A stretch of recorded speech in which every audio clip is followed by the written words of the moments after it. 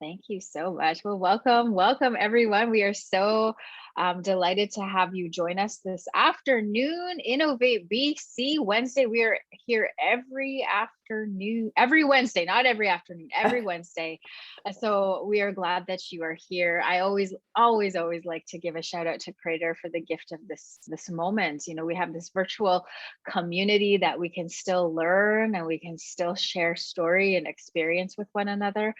And, you know, Creator has given us all different gifts. And I'm just so amazed at the technology, this modern technology that we're part of, that we can still connect. And, you know, that was brains, that was humanity, that was brains who came up with these concepts. So we're just thankful for all the gifts that the Creator has given to us so that we can still gather in this community here. So we're glad you are here. I'm super stoked to introduce our guest. The workshop, the webinar title is the ABDs. So not the ABCs, but the ABDs of marketing. And we're looking forward to hearing all about it with Tonie Granata. She's actually joining us from Toronto. So she's an accomplished marketing leader. Over the years, she has been instrumental in the development of award-winning strategy for international, national, and local brands like BMO, TD Canada Trust, CIBC, Audi, Walmart, and the SickKids Foundation, the CIBC Run for the Cure, which I participated before in, the Heart and Stroke Foundation, Ontario and Canadian Tourism. So this gal, she's a creative thinker with a curiosity and knowledge to bring innovative concepts to the market. So like I said earlier, Creator has given us, you know, these geniuses, these knowledge keepers, these people who have their own skill sets so that we can learn and benefit and become stronger as a people, which is awesome. So her broad digital transformation strategy experience has been instrumental in helping startups venture risk-free into the complex digital ecosystem. One of her key attributes lies in her ability to build service digital teams with end-to-end expertise in strategy, production, technology, mobile, social, search, and analytics, with a goal to deliver engagement and drive profitability. Wow. She recently added educator and EIR for SFU Venture Labs, which I think she might tell us what that's all stands for, yes, to her list of accomplishments. Her approach to mentoring, teaching, and facilitating learning is to bring in real world experiences into her teaching platform. She believes that doing is how we learn, and ensures her students to learn how to apply marketing tools and fundamentals into real business opportunities. She is a CMA chartered marketer and was recognized by the Worldwide Branding Association. Check this out, as top female executive. We're wow. so honored that she has joined us this afternoon. She's just going to give us a little snippet, but I think it's going to be really rich, really good knowledge she's going to pass on to us. So thank you so much, Tonie. At the end, there will be an opportunity for any questions. So if you have questions along the way, leave them in the chat box, and I will definitely make note of them, and we will come back to them at the end. So welcome. I am passing this virtual mic over to this powerhouse. Welcome. All right. Thank you so much. What a great introduction. Wow. That sounds amazing. You know, hopefully I do not disappoint. Today, we're going to look at the ABDs of marketing. As you can appreciate, this is going to be, you know, an overview of how do we use branding and advertising and digital to grow businesses and raise awareness for our personal brands, but our business brands. Obviously, I could spend an hour just talking on each one of those pillars. So what I want to do is spend time really understanding what it is about the earned brand that is today. Today, it's all about the earned brand. So we're going to jump right in because we do only have an hour, and I want to make sure that I leave 10 minutes at the end for questions that you may have. Okay, so let me just jump right in. I'm going to start with a short video. It's an ad, so it's always a good way to start a conversation. So let's jump right in. Okay, let's just hope that this Fiji water is a gift from nature to us. to repay our gift of leaving it completely alone, bottled at the source, untouched by man. It's Earth's finest water.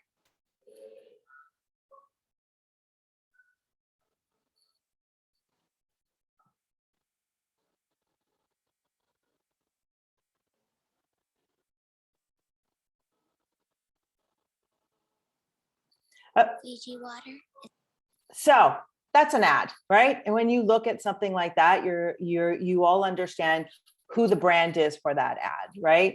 So we really want to understand, how do we build our own brand? And today what we call, sorry guys, this is not leaving me. I don't know why. Okay, let's go there. There we go.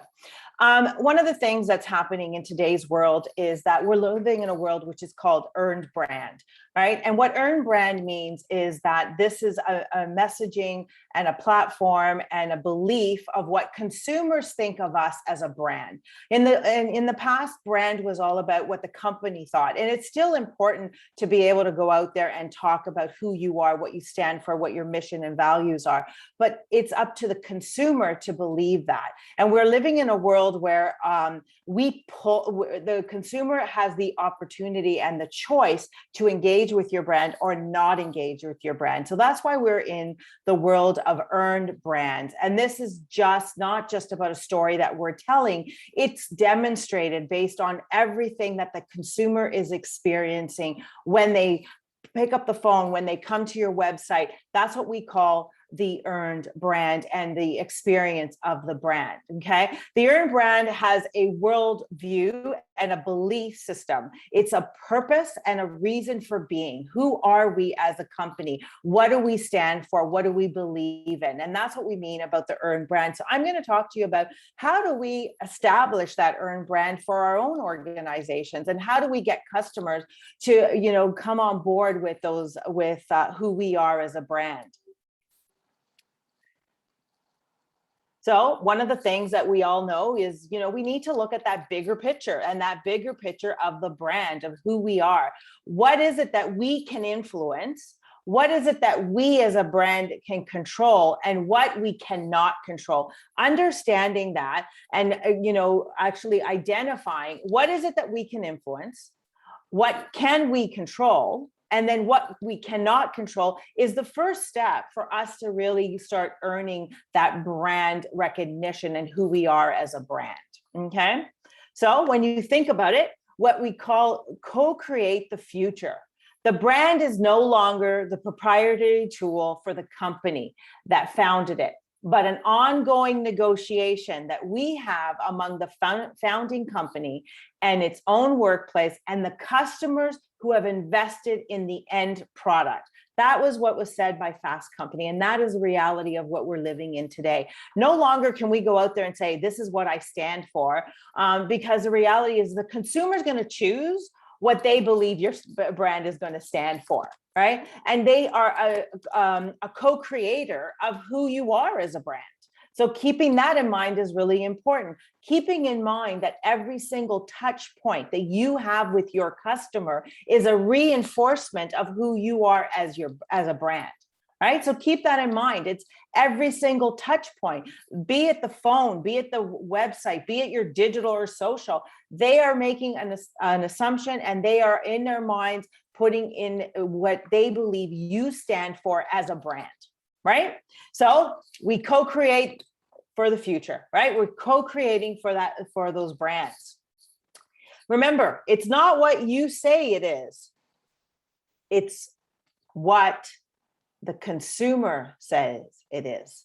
So it's not what they say, what you say it is. It's not what you as a brand are saying. It's what the customers are saying about you. It's what they say about you. That is what your brand is. Remember that. So you could turn around and say, this is who I am. But if the consumer doesn't turn around and say, that is who you are, then that isn't who you are as a brand. If they don't believe that, if that's not believable or repeatable or shareable, then that isn't going to be what your brand stands for. Okay. Remember in the day, we were getting bombarded with a few channels. Today, look at all the different communication that's coming to you, right? This is all the communication that's coming to you. Brands are overlapping, we're being constantly fed communication, fed experiences.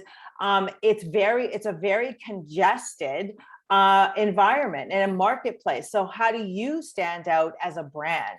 Right? Again, it's really about making sure that you're living and breathing who you are as a brand, and that your customers believe what you stand for as a brand, right?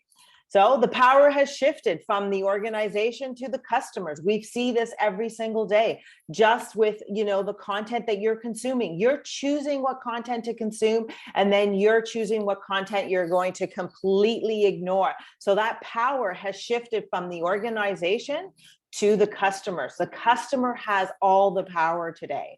They choose if they want to talk, they want to engage with you or not. And they choose to shut you down, right? In this connected world, they decide, if you know what, I never want to see anything from you. They will block you. So understanding that power shift is crucial when you're establishing who you are as a brand, right? People are not focused on products. They're focused on meaning. What does that brand mean to me? What does it say about me, right? So it's no longer about the products. It's about what do they stand for. We're seeing, a number of customers really buying consciously to say, does that brand give back, right? Is that brand doing good, or is that brand not doing good? And making choices that way. So again, we're not buying those products. We're buying what those brands what the brand behind those products stand for. Okay. Customers buy products to build on their identities, right? We drive a Tesla because it says we're carbon focused, right? We want to reduce the carbon footprint out there. We don't want to drink from plastic bottles because we don't want those plastic bottles to be in landfills, right? So remember, customers are buying those products to build off of who they are, what they stand for, what their value system is. So keep that in mind when you're building your brands, right? And they hate being sold to. Think about your own behavior, right? You don't want to be sold to, but they love to buy. And they love to buy things that are going to enrich their lives. They're going to solve for them, but they don't want to be sold. They want to be able to find those products that are going to fit in what they need at that specific time. Okay. They buy in groups, right? We've all heard of, the brand tribes that are out there, but they buy in groups, right? So they buy it with like-minded people so that they can feel safe and successful, right? They want to be part of it. And you hear this all the time. I only buy Nike. I'm a Nike customer, right? And the reason for that is because I have like-minded people who also buy from that brand. So let's not discount the power of those groups. The battle is no longer between companies, but groups of like-minded people, right? So we join those groups of like-minded people, and then we're pushed towards, or not pushed, we're influenced towards those brands because we're now buying with those like-minded people who share the same values as I do, people who share the same characteristics that I do, the people who have the same, integrities that I do. So we are buying as groups, or, at times that, you'll hear those brand tribes that are being spoken about, right? The company with the strongest groups and loudest advocates wins, right? Think about the importance of advocacy. And we hear about brand advocates and those people out there talking about those brands and why they love those brands so much. And how many of us listen to that and then buy because of that, right? So, we know that, the strongest groups or like-minded groups wins for that company, right? So we can't discount that any longer. We know tribes are connected through technology, or like-minded groups are connected through technology. Think about how much conversation happens in the virtual world. Think about how we then, share content, how many times that, a brand goes viral based on what they've done, right? So remember, we're out there and we're connected through technology. We're able to share information really quickly these days, right? We've had a bad brand experience. Where's the first place we go? We go into social media and we go in there and we want to tell everybody about that experience. We've had a great experience. We do the same thing. We're sharing our experiences and we're connected through this technology, right? And this technology isn't going away, right? It's going to stay. Brands need to flow through multiple technologies. That's the other thing, right? And I said to you, you know, that experience has to make sure, you have to make sure it's a synergistic experience across all the different touch points. There are so many different technologies out there, from the World Wide Web to social media to, you know, artificial intelligence that's been introduced recently, chatbots. Those are all touch points that brands have, and we need that consistent voice and consistent experience as we're going along, right? The most successful brands are not static but fluid. They're constantly growing. They're not just resting on their laurels. They are moving. They're keeping their ears and eyes open to changing consumer behavior, changing market trends, and they're adapting. If you think of, you know, the last 18 months with, you know, COVID and what's happened with COVID, companies that, you know, decided to kind of hibernate, those are the companies that are now, you know, finding themselves in a lot of trouble. We've seen a lot of companies get really creative during COVID, right? You know, okay, I can't have you coming into my dining establishment. I'm going to bring the food to you, right? You know, I can't entertain you face to face. Well, we're going to have virtual learning. We're going to have virtual webinars. So we're still going to give you your content. We're just going to give it to you differently. So we all know that the most successful brands are those ones that are constantly evolving with their consumer and their marketplace. Okay. Staying static is not an option if you want to be successful. Remember, the old brand model was all about the company, they create, then they have the brand, then they have the they attract the customer comes in, then you sustain the customer. That's the old brand model. The new brand model, it's company, they create the customer then builds. Then we've got the brand, then it's sustained. So remember, the difference here, guys, is now the customer has a loud voice in who you are as a brand, right? So remember, a business has only one valid purpose, and that is to create that customer, okay? A business has one valid purpose, and it's to create that customer, right? Can't be successful without it. You create the customers, right? They'll build your brand. So you create that customer, they'll build your brand. And they build your brand with, you know, the experiences they have, the sharing of those experiences, and they're interacting with you more than ever. Consumers and brands are having a dialogue, right? We never had, you know, direct contact with the brands. Today, we're hearing from our customers. Today, customers are actually telling us what they're looking for that next product, right? They're telling us what's working and what's not working. So they are helping you build those brands, right? We know that, you know, step one, we want to see greatness in people. How do we build those customers? We want to see the greatness in those people. And what is it that they're looking for, right? What is it that they're looking for from me as a brand? No, what am I fulfilling for them, right? Don't just position your products, right? It's not just about products. Yes, absolutely. You know, products are going to fill a need. Products are going to have benefits. They're going to have features, but you want to position those customers to want those, what your product is offering you, right? So it is really about, at the end of the day, who is your customer? You know, providing them with what it is that they need. Because remember, they're going to choose to be one of your brand advocates, or they're not. They're going to choose to engage with you, or they're not, right? We know that, you know, when you look at those really powerful brands, those powerful brands have a higher good, have you know, they stand for something. They deliver on what they stand for, right? So the Ritz-Carlton, we are ladies and gentlemen serving ladies and gentlemen, right? That's their mission. We are ladies and gentlemen serving ladies and gentlemen. right? We're putting the customer at the same level as us. It's not about I'm more superior. You are why I exist, and I'm putting you at that same level, right? You know, when you think of Procter and Gamble, we improve the lives of our customers now and for generations to come, right?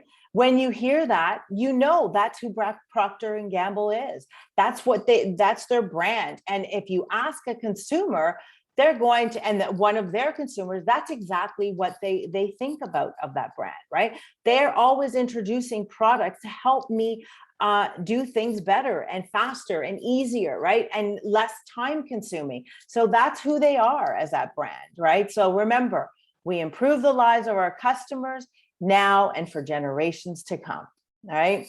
You know, you think of Las Vegas, what happens in Las Vegas stays in Las Vegas, right? Again, basically saying, you know, we know you as a customer, you're coming here, you want to, you know, enjoy yourself, but you don't want to think about, you know, this is a point in time in my life, it's going to stay here and then I can go back to my life, right?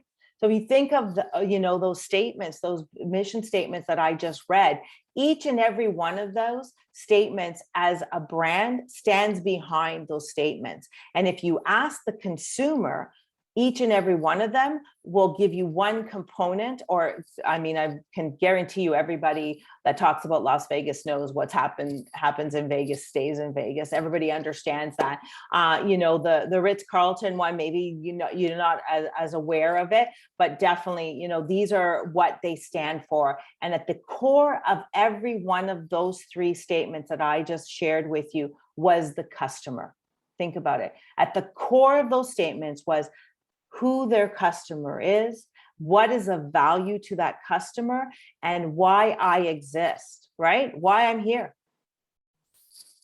You know, how can you enable greatness in your customers, right? How do we enable greatness in your customer? Well, we need to help them find meaning in what we're delivering for them, right? We want to help them find meaning in their lives. Remember I said to you, they're not buying products, right? They're buying meaning. They're buying how it defines who they are. So we need to help them find that meaning in their lives, right? So you look at it, right? You have your products, then you have your features, then you have your benefits, then you have your experiences, right? And the meaning comes after that. So at the top of all of that is the product.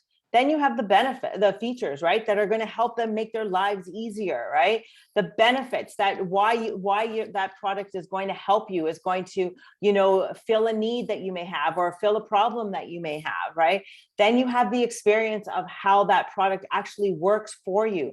And then you have the meaning that goes behind it, right? Because we're buying for a, you know, yes, absolutely, we're buying brands to fill a specific need, but we're now buying specific brands because of what that brand stands for, right? Many of us can buy a running shoe, can buy a running shoe. Why we choose to buy Nike over Adidas is because who they are as a brand, what they stand for, right? Because a running shoe is a running shoe, right? At the end of the day, it doesn't matter which running shoe I have, but the reality is that Nike stands for me, right?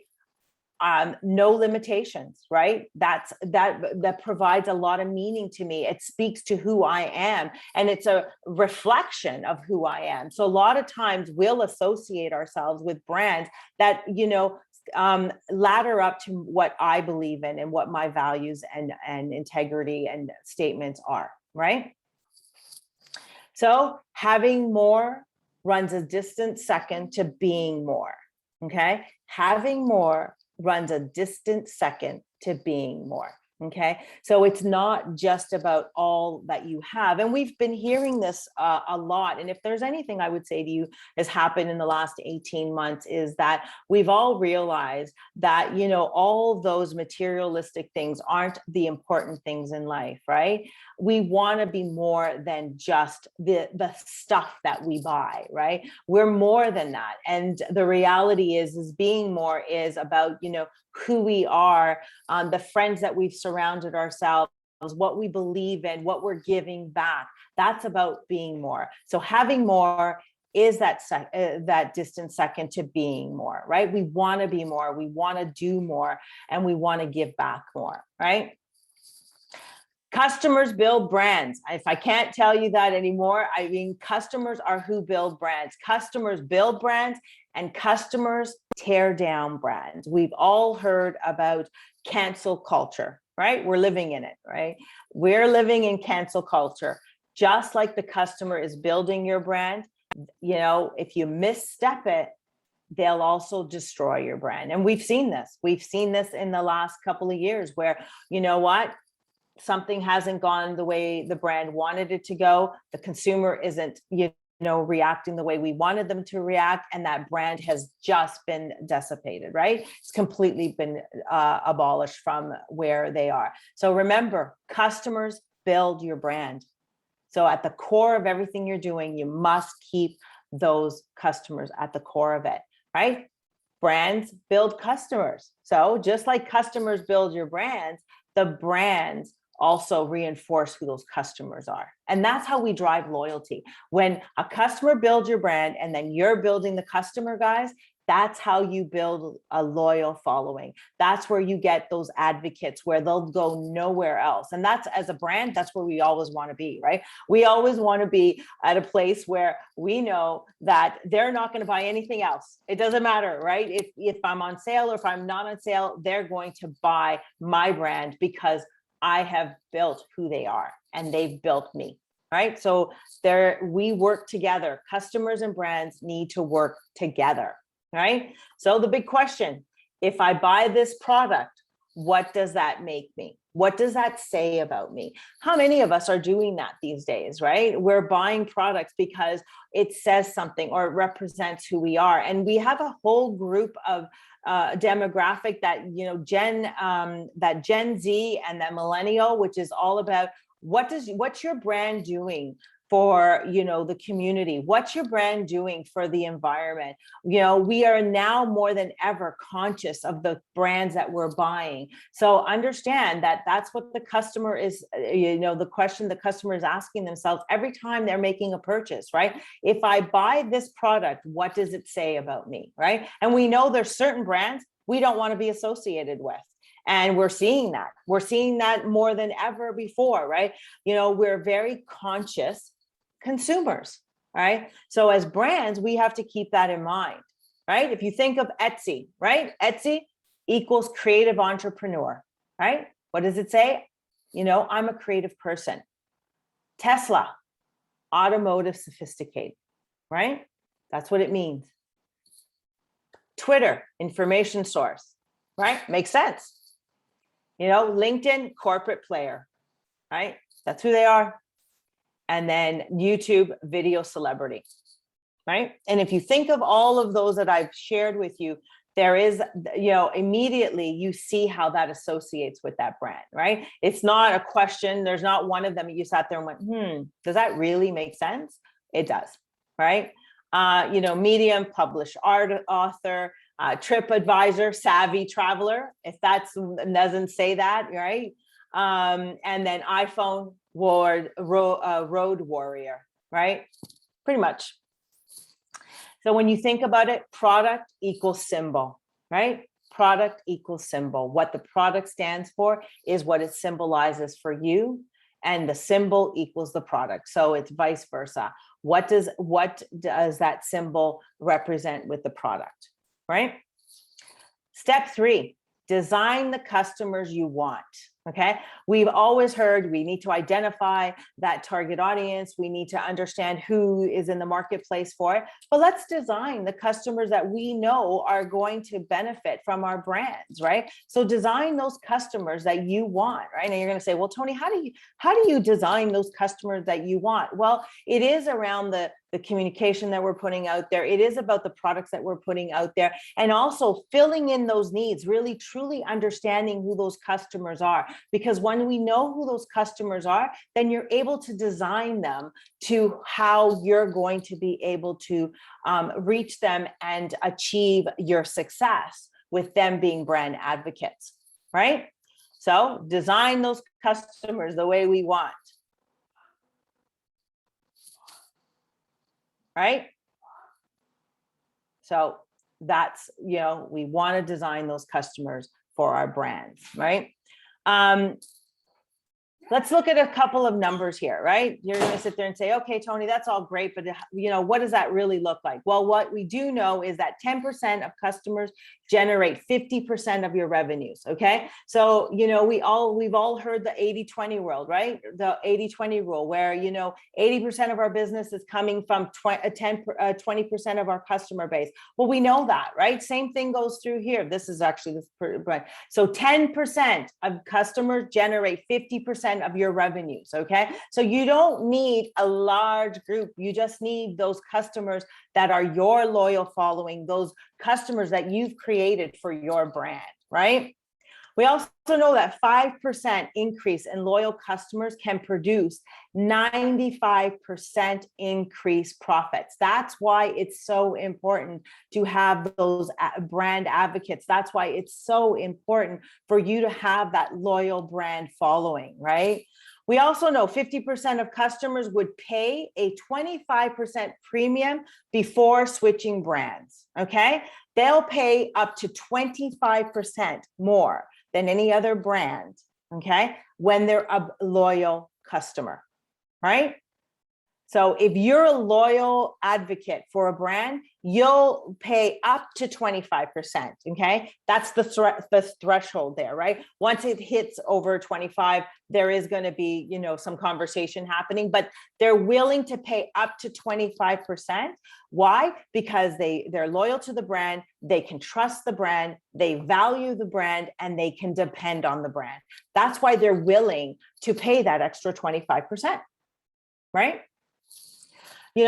Any effort to get customers is marketing. So, you're going to sit there and say, what do you mean? Well, anytime that we're out there communicating, putting content out there, building a dialogue, them coming to our website and, interacting with our blogs or our website content or our video, that is considered marketing. That is us getting our message out there, getting who we are out there, and getting customers to engage with us. Because as I said at the beginning of all of this, we're living in the world where the consumer has all the power. The consumer chooses to engage with you or chooses not to engage with you. That's why it's so important that you're building those like-minded groups so that they're out there also communicating and advocating for you as a brand, right? So any effort that you're making to get to your customers is considered marketing. And any effort to get customers and keep them is considered branding, okay? Now, branding and marketing are not mutually exclusive. They have to work in tandem, okay? They have to work in tandem. And step 4 is support and grow those like-minded groups, right? You want to support those groups that are your advocates. You want to support those people that are part of what we call that tribe, right? We want those brand groups to be out there, and we want to support them. We want to grow them. We want to hear them out.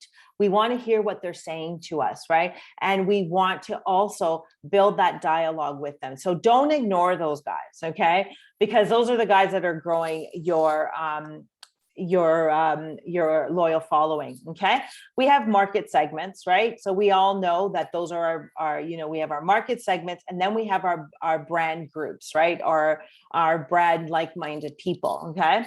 We don't want to divide and conquer, right? At the end of the day, we want to make sure that we multiply and conquer, right? We want to multiply and conquer. We don't want to divide and conquer. We want to grow. We want to build those groups. We want to keep growing those groups, and we want to multiply and conquer because we know that is going to make us successful as a brand, right?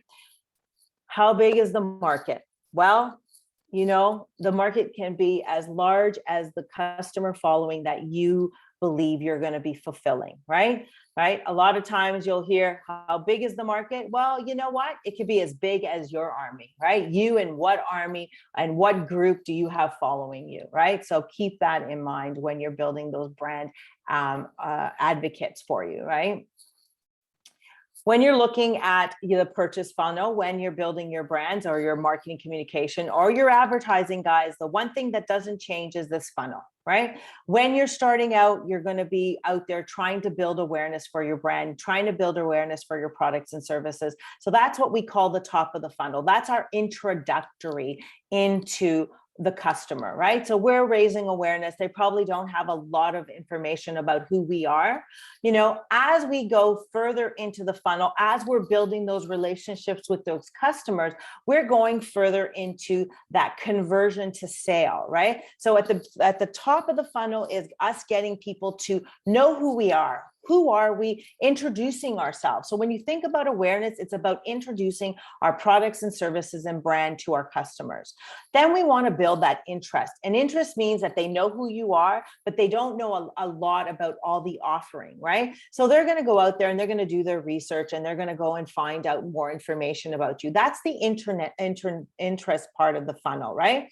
Once they've done awareness and interest, now they're going to start wondering, who else is out there that I could buy that running shoe from, or I could buy that car from? That's where we go into consideration, where we are actually now going to do our research to say, who are the 2 different companies or 3 different companies that I could buy this product, who's going to fulfill my need, okay? That's where we go into consideration. That's where we're getting further into the funnel, which now we've got a relationship with the customer, right? Then they show intent. That means that they're ready to, either if they haven't bought yet, they've shown the intent that they're ready to buy, right? And they probably narrowed it down to probably 2 different brands out there. They're going to evaluate. Once they finish their evaluation, that's when they're going to purchase. When you're thinking of advertising, okay, you got to remember, think about your customer. Where are they? If you're introducing a brand new product, guys, you're at the awareness part of the funnel, right? You need to get people to understand who you are and what you offer. If you've already been out there for a while and now you know who that group of like-minded customers are, then you can get into and getting them to convert to buy, right? Because you don't need to do the job of raising awareness, right? So keep that in mind when you're out there building your advertising and marketing campaigns. Where is your ideal customer in the funnel, right? Because that's going to determine your message, the channel you're going to go out with, and how you're going to reach that customer. And I'm going to talk a little bit more about that in a minute. As I said, there's lots of different, we could spend 4 or 5 hours just on each one of these different pillars. But remember, this is really getting you to really start thinking about, where are your customers and what do I need to do? What's the job I need to do first, right? You're going to do each one of those jobs at some point, but you got to think about, what's that first job I need to do, right? Remember your brand commitment scale, right? Your brand commitment scale is all about, the empowerment of the brand, the engagement, right? That sense of belonging of that, those like-minded groups, that trust that you've built with that customer, right? That's where you start getting that loyalty factor, and then that satisfaction, which gives the confidence. Remember, I said to you, loyal customers are confident with what you are delivering to them. That's why they're willing to pay that 25% more, because they know that if I buy from you, I'm buying, Dove. I know Dove is going to deliver for me. So even if it's going to cost me 25% more than Unilever, not Unilever, then, what's another bar? So Ivory, I'm okay, because I know Dove is going to deliver on that. Okay. Remember, that's the commitment scale that a customer has, and that's how you build loyalty for your brand, right? Customers don't buy brands, they join groups. Okay. They join those like-minded groups, right? They don't buy brands, they join those like-minded groups. Okay. Create a framework for the stories that you're telling, right? Create that framework of who you are as a brand, and make sure you're delivering on that story at every single touch point. So how do you do that? Yeah, you're going to sit there and say to me, how do we do that, right? Well, it's called the brand commitment matrix. So you've got your customer and you've got your company, your organization, right? The first thing you need to do is, who are they? So who's your customer and why do we exist, right? So who's your customer and why do we exist? That's at the front. You need to establish that before you go into the marketplace, right? Because you want to make sure you know who your customers are going to be and you know what you're going to be doing for that customer, right? Number one. Number two, what do they want? And what do we offer? Right? What is it that they want? And what are you offering? Okay. This sometimes is also called product market fit. Do we know that we have a product that's actually going to sell? Right? And then how do they belong to that group? And how do we behave? What are our values? And do they line up? So if you answer these questions, who are my customers? Why do we exist? What do they want? What do we offer? How do they belong? And how do we behave? You've got those answers. You've got your brand commitment, right? And it looks easy, not so easy, right? I know that. And then remember, there's a lot of different touch points on how you get those messages out there. If there's one thing you remember about advertising, there's 4 fundamentals with advertising. First, make sure you have the right message that speaks to your target audience. So it's the right message to the right target audience at the right time, at the right frequency. Okay. If there's a fundamental that you want to understand with advertising, make sure the message is speaking to that audience and it's speaking to them in a timely manner at the right frequency. Okay. So it's the right message to the right person at the right time, at the right frequency. What I mean about the right frequency, guys, is we know customers need to see a message more than once, okay? Putting one ad out there isn't gonna get your brand out there, right? You gotta be out there consistently and wanna make sure that you're reiterating the message that you're putting out there. So if there's one fundamental that you're gonna walk away from, remember the right message to the right person at the right time with the right frequency and in the right channel. Right? Don't forget the channels. So remember, here we go. Want to build awareness? Best way to build awareness is through, television, out of home. These are mass messages that we're putting out there, right? These are just examples that I'm showing. This is traditional communication channels, right? TV, out of home, print. Although print, is moved into, it's evolved into the digital space. But these are ways to what we call shotgun approach, where we're trying to get as many eyeballs on this. These channels are not as targeted, right? Not as targeted. Yeah, there's Tesla, right? Again, you don't really need to say much. You just need to show the car and talk about the brand, like just communicate the brand. Immediately there's a brand recall there, right? Same thing with Blue Apron, right? Sometimes the visual is what's telling you. Patagonia, right? We all know who that brand is and what they stand for, right? This is one of those brands that I've got to tell you, when you talk to the millennials and the Gen X's, the Gen Zs, this is a brand that they are so loyal to because of all the good that they give back, right? If you want to talk about a brand that really has strong values, this is one of them, right? Whole Foods, right? We all know who they are and what they stand for and who they are as a brand. Starbucks, right? And so what you're seeing here is I'm giving you a variety of different ways that we're going to go out there and talk to our consumers, right? Remember, customers don't want to be told, right? They want to tell the story. They don't want you talking to them. They want you talking with them. Okay. That's the rise of content marketing, right? They want to tell the story. They don't want to be told the story, right?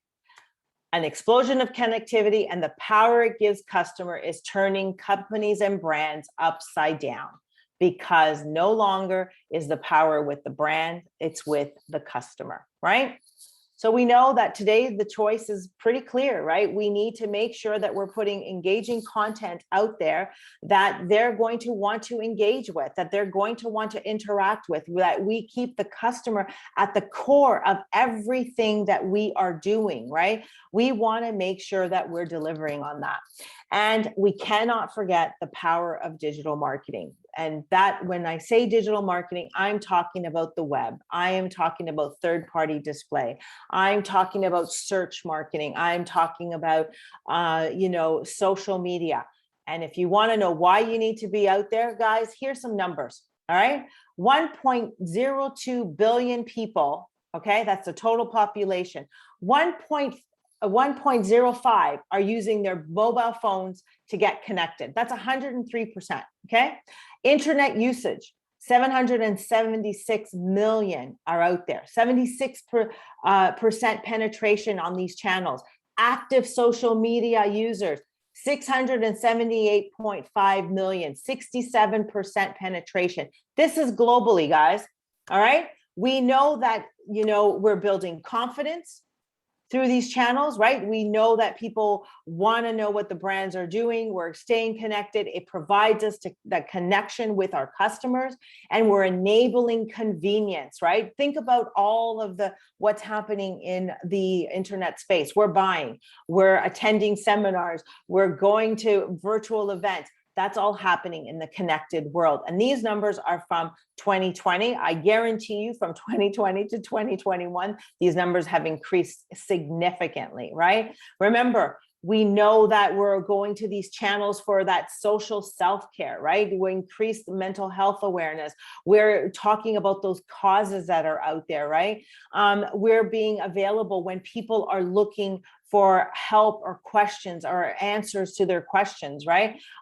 We're looking at, spaces that are now becoming safer, right? But they weren't as safe as they were before, right? Digital growth, right? We know the population, from January 2019 to January 2020, 1.1% increase. Mobile usage, 2.4%. Internet, 7%. Active social media growth in 1 year, 9.2%. If these numbers aren't telling you why you need to be in the digital space, I don't know what else is going to convince you that this is where you need to be. The other thing you need to understand is digital, social, search, all is very targetable. Okay, what does that mean? You don't need to go to all these billions of people. You only need to go to those customers that are advocates of your brand, and you're able to identify them because you'll be able to identify the characteristics. You'll be able to identify who's actually coming to your website. We're able to measure the effectiveness of these channels. The other thing we're able to do, guys, is that we're able to shut something down that's not working. If a digital campaign isn't working for you, you can shut it down in real time because you can measure in real time, right? You're able to understand what's working for you and what's not working for you. And if it's not working, you can turn it off. Okay. That's the other thing about digital, is that we're able to turn off those campaigns that are not working. We're able to optimize the campaigns that are. Okay. Again, more numbers for you. 5.19 billion people in North America are on, mobile. Internet, 4.54 and 3.8 billion in media. Okay. Social media usage globally. Yeah, look at that. You're looking at, 49% of the global population is on some type of social media platform. Okay. 9.2% is the growth year over year, right? How many people are actually on their mobile devices? 3.75, and the percentage of total usage on mobile, 99%. Okay, what does that mean? You're going to say, well, okay, why is that important? Why? Because you as a brand can be connected to your consumer in real time, all the time. We always have those phones with us, right? We always have those phones with us. So again, people watching online videos, 90%, vlogs, okay? Watching streaming music, 70%, listening to online radio stations. Okay. So what this shows you is the shift from, people going to broadcast into these streaming services, right? Listening to podcasts, all these opportunities for you to get your brand out there, right? When you're out there and you're trying to build that digital presence, remember, identify the goals that you're trying to go out there with. Like, what are you trying to achieve through that? Make sure you're targeting your audience, your customer. Make sure that you have an integrated message across all the different channels. Make sure you're putting content out there that's engaging and interactive. Otherwise, they won't be engaging with you. Make sure your messaging is clear, it's relevant. Relevancy is very important. Authenticity, right? Make sure that you're measuring and testing, because what doesn't work, you're going to stop doing. What's working, you're going to do more of. And then make sure you're listening to your customer. Make sure you're hearing what the customer is saying to you. Customers more than ever have been able to voice their opinion, tell you what they like and what they don't like. So pay attention to it. Don't ignore it. Okay. Online media types, right? We know that there are 3 different types of online media. First one is paid. We can pay to get our ads on social, on search, on third-party display. The other one is owned. Don't discount all of the channels that you own, your proprietary social media accounts, your website, your blogs, your vlogs, your podcasts. You own those channels, right? You can use paid to get people to start subscribing to those channels. And then the best form is that advocacy that I was talking to you about at the beginning with the earned brand. You want to get people to advocate for your brand. You want people to be sharing your content. You want people to, comment on your content, because that's the best way for you to build that audience and that awareness for your brand. Okay. Again, remember, it's not what you say it is. It's what they say it is. Okay. So again, I know this was, really high level. Hopefully that gave you, an insight there. Like I said, we could be spending another hour just on digital, another hour just on advertising. But what I wanted to do is give you really good understanding of the importance of listening to your customer, the importance of understanding that the customer is going to build your brand. They're going to engage with you. And if they don't engage with you, it's because you just didn't capture and bring them in based on what they need. Okay. As I promised, I was going to leave. I left 7 minutes for questions. Amazing. Holy, you brought really good energy, Tonie. And you brought really good content. Like I was right. I had pages and pages of what you were sharing. So I feel very inspired. You're very motivational. So thank you so much. All right. So we have Ken. He said something in the chat box. So Canada Post and TD have partnered to create a short-term loan product sold in Manitoba and Saskatchewan Indigenous post offices called My Money. So Ken, I don't know if you want to add on to that statement. It's just a pilot right now, and it's in development. But I thought, since we're talking about branding, it was kind of unique that they call it My Money, like My Pillow, the My Pillow guy in the United States. So I couldn't pass it up to mention it. It's in development right now, so it's an so you don't need assets to get the loan. You just need to prove that you can pay it back, and you make a commitment to paying it back. It's just piloting right now, and they're working the bugs out. But just the fact that they're calling it My Money, I thought was you heard it here first. but Ken, that's a